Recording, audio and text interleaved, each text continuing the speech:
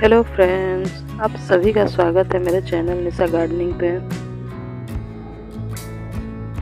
अक्सर ये सभी के शौक़ होते हैं कि हमारे घर के आगे पीछे कुछ ज़मीन हो या मिट्टी हो जिसमें हम अपने मनचाहा प्लांट या फलदार या फूलदार कुछ पेड़ पौधे लगा सकें। लेकिन ज़मीन के अभाव में हम अपने शौक़ को टेरेस गार्डन के रूप में अपने छतों पे कुछ गमले या कंटेनर में मिट्टी रखकर इस चीज़ को पूरा करते हैं। ज़मीन की अपेक्षा गमले या कंटेनर में मिट्टी लिमिट में आती है। जिसे ज़्यादा से ज़्यादा ताकतवर कैसे बनाएं, पौधे के अकॉर्डिंग उसकी मिट्टी को कैसे तैयार करें। जब हम टेरेस गार्डनिंग करते हैं तो उसमें हमारी मेहनत और टाइम खर्च होते हैं, तो वो हमारी जिम्मेदारी बनती है कि उस मेहनत और जो टाइम खर्च कर रहे हैं तो उसे हम नेचुरल कैसे बनाएं।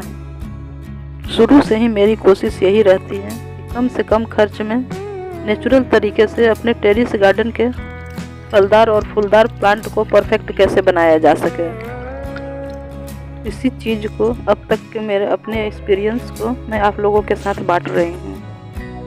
अक्सर लोग बताते हैं कि अपने टेरेस गार्डन के मिट्टी या कंटेनर को हल्के बनाने के लिए कोकोपीट का इस्तेमाल कीजिए या मिट्टी को भुरभुरी बनाने के लिए कोकोपीट का इस्तेमाल कीजिए, जिसे खरीदने में अच्छे खासे पैसे लग जाते हैं। या तो फिर कोकोपीट अपने घर पर तैयार कीजिए बगैर पैसे खर्च किए, या फिर मिट्टी को हल्की या भुरभुरी बनाने के लिए मैं इस्तेमाल कीजिए उपले या धान के भूसी की जली हुई छाई, जिससे मिट्टी बहुत हल्की होती है और भुरभुरी बनती है।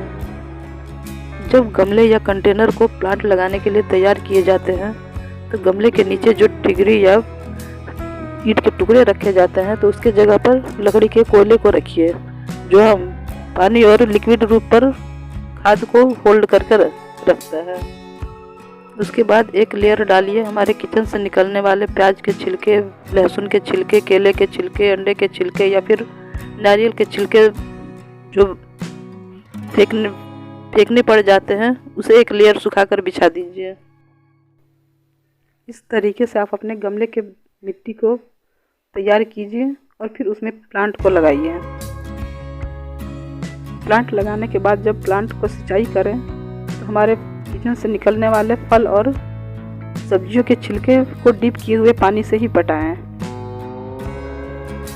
फिर देखिए अपने टेरेस गार्डन में लगे हुए फल या फूल वाले प्लांट को या फिर आपके होम गार्डन में लगे हुए प्लांट को। जब हमारे प्लांट स्वस्थ और तंदुरुस्त रहते हैं तो न उस पर कोई फंगस अटैक आती है और न कीट का ज़्यादातर अटैक आता है। वो ऐसे ही हेल्दी बने रहते हैं और फल और फूल से लदे रहते हैं। इस तरीके से अगर हम अपने टेरेस गार्डन पर काम करें तो पहली चीज़ की हमारे किचन से निकलने वाले कचरे बाहर नहीं जाएंगे और दूसरी चीज़ की नेचुरल हमें फल और सब्जियां मिलेंगी।